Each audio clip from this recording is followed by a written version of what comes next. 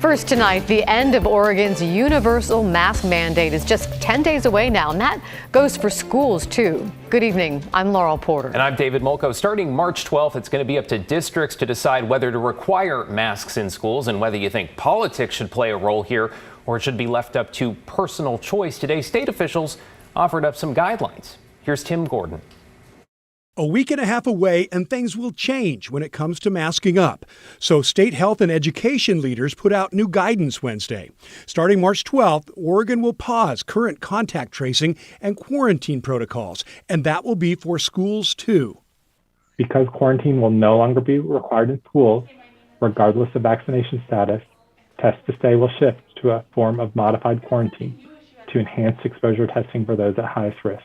Dr. Dean Seidlinger says if there is a COVID case in a cohort group, that group will be notified and monitored. Then people who test positive from that group should isolate for 5 days. If they're symptom-free, they can return to class, and ODE recommends they mask up for 5 more days. In terms of testing, the state is suggesting K-12 schools offer it through 2 opt-in programs, one for those exposed to COVID-19 and another weekly testing regime for anyone from students to staff who are not vaccinated. Seidlinger says with COVID cases and hospitalizations dropping rapidly, the coming transition makes sense. This is a time we feel we can safely make these changes without increasing the physical risk of spread of COVID and maintain that goal of keeping students in desks in front of talented teachers every day for the remainder of the school year. Last but not least, it will be up to local districts to decide whether or not they want students and teachers masking up. We know how some districts feel, like the Molalla River School District, chomping at the bit to end masking for students.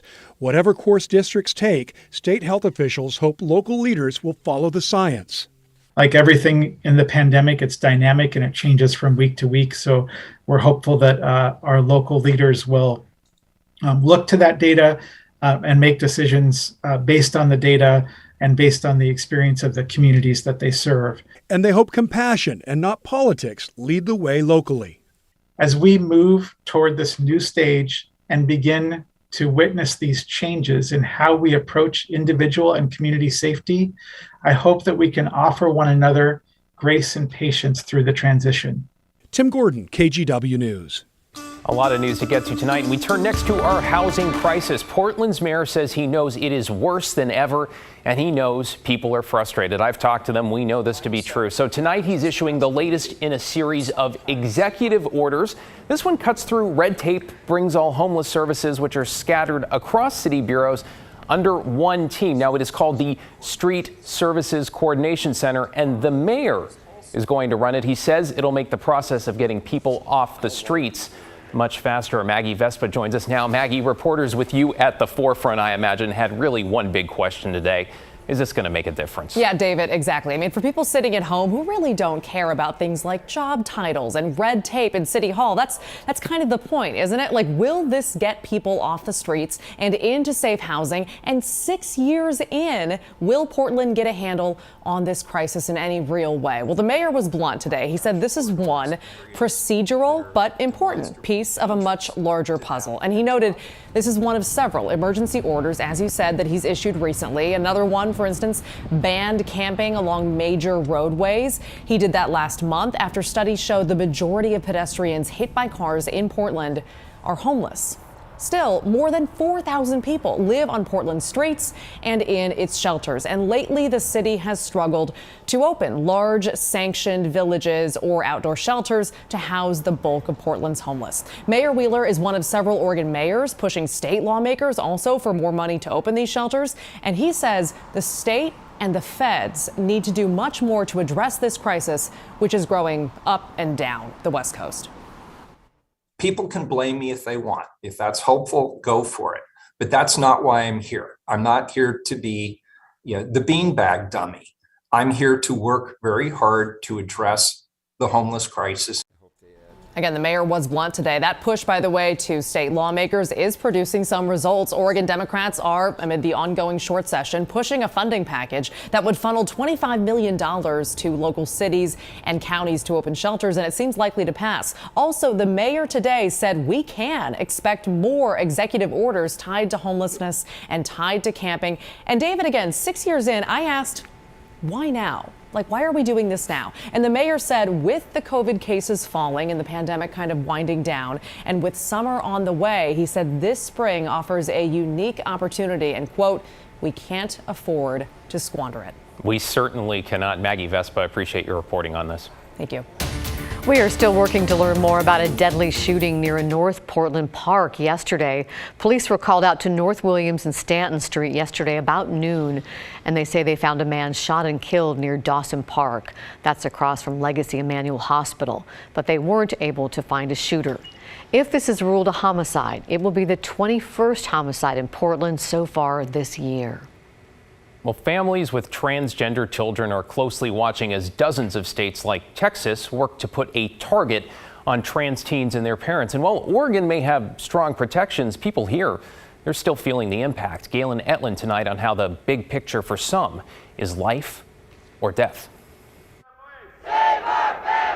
Crowds protested in Texas this week after Governor Greg Abbott's recent directive against families of transgender youth. It's dire. Yeah, it's a very, very dire situation. George Brantley and his mom, Carrie, moved from Texas to Portland about 5 years ago.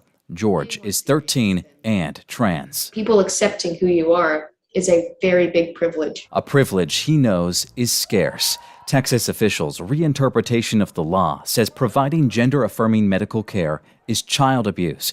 That includes hormone treatment and puberty blockers, which are reversible, and gender reassignment surgeries, which are not done on children anyway. 100% based on misinformation. Concerted effort and a coordinated effort. Jen Burleton runs the Transactive Gender Project at Lewis and Clark College, advocating for the trans community for 16 years. She says nationwide campaigns by far-right groups are pushing a false narrative. Complete disinformation. There are no medical surgical interventions being performed on children anywhere in the United States. Completely unfounded. Dr. Kara Connolly is a pediatric endocrinologist at Dornbecker Children's Hospital, providing gender-affirming care to youth. Face a lot of challenges in being able to access care. It's important for me to work to try to break down some of the barriers. The Human Rights Campaign says a record 34 states introduced anti-transgender bills last year.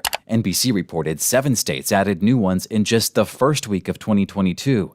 A national survey by the Trevor Project showed 94% of LGBTQ youth reported recent politics negatively impacted their mental health.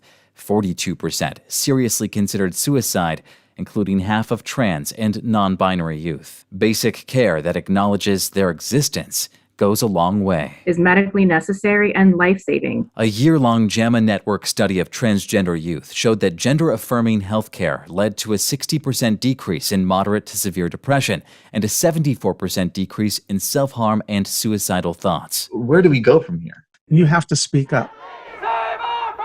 Knowing the most impacted people may not have the power to speak up themselves. For those youth who are watching this, what would your message be to them? Knowing yourself is the deepest truth, and that there are allies out here. That we see you and we believe you and you are cared for. Transgender children are perfect. They're perfect. Exactly the way they are. Galen Etlin, KGW News.